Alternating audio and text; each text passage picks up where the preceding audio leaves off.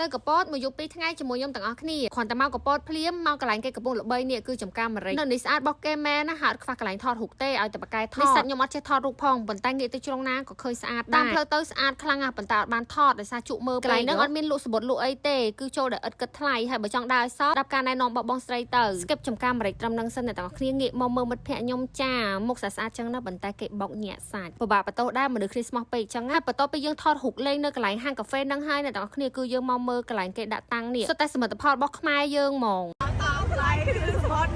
vlog តថ្លៃហ្នឹងបានតែ intro ហ្នឹងឯងតែមែនតែនទៅអត់បានថតអីទេណាគេទៅកពតលើក្រោយចាជួយបន្ថែមកតុយវីដេអូឲ្យខ្ញុំផងឲ្យបានគ្រប់មកវីដេអូសពគ្រប់គេបន្ទាប់ពីទិញអីវ៉ាន់នៅផ្សារកពតហ្នឹងហើយគឺយើងមក resort យើងហ្មងកន្លែង resort នេះខ្ញុំ highly recommend សម្រាប់អ្នកដែលគាត់ចង់ជួបជុំបែប family ឬមួយក៏មានមិត្តភក្តិគ្នាច្រើនអីចឹងទៅកន្លែងហ្នឹង chill ហ្មងកន្លែងនេះដោយសារតែខ្ញុំ extra pack so គាត់ឲ្យពុកហើយនឹងខ្នោះហើយនឹងភួយអីចឹងទៅវីដេអូនេះខ្ញុំចង់ detail ពី resort បន្តិចព្រោះយើងដើរលេង resort គឺសំខាន់បំផុតកន្លែងគេហ្នឹងបែប villa អញ្ចឹងនៅខាងក្រោមហ្នឹងគឺមានទូចានទូឆ្នាំងចក្រានអីមានទាំងឈូងក៏ហ្គាសអីហ្នឹងគឺគាត់ឲ្យយើងប្រើប្រាស់ហ្មងហើយបន្ទាប់ពីប្រើប្រាស់ហើយហ្នឹងគឺគាត់ clean ឲ្យមកស្អាតហើយនៅ view ពេលព្រឹកអាចមើលឃើញទេសភាពបានស្អាតខ្លាំងមែនតើឃើញភ្នំឃើញព្រែកឃើញអីចឹងនៅវីដេអូមិត្តភក្តិខ្ញុំងើបថតម៉ោង5ព្រឹកស្អាតខ្លាំងមែនតើអត់មានថែម effect អត់មានថែមអីទេហើយសម័យមើលអ្នកទាំងអស់គ្នា view ចឹងជាមួយនឹងកៅអី2នេះចង់អង្គុយមើលមួយណាគេអានេះផ្នែកខាងក្រោមខ្ញុំឲ្យមើលម្ដងទៀតអ្នកទាំងអស់គ្នាដោយសារតែអា food tech មុនហ្នឹងពេលយប់ខ្លាចមើលអត់សូវយល់ចឹងណាចេញពីកន្លែងហ្នឹងមកខ្ញុំមកភូមិកំពតកន្លែងហ្នឹងគេលក់សម្បត្តិតែប៉ុន្តែសម្បត្តិអាចដូរយកជា drink ឬមួយក៏អាចជាទុកកាយៈបានចេញពីកន្លែងហ្នឹងឈៀងចូលទៅផឹកកាហ្វេមកផ្លែក៏ឆ្លៀតដាក់ពី3ប៉ុស្ទៅងាយណាស់បានទៅផឹកកាហ្វេកំពត